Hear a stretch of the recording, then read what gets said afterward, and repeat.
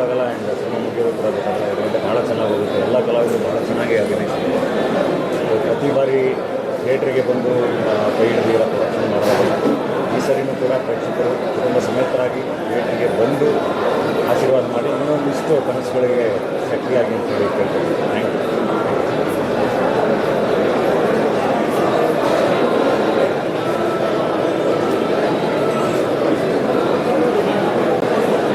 gimbal bro ಸ್ವಲ್ಪ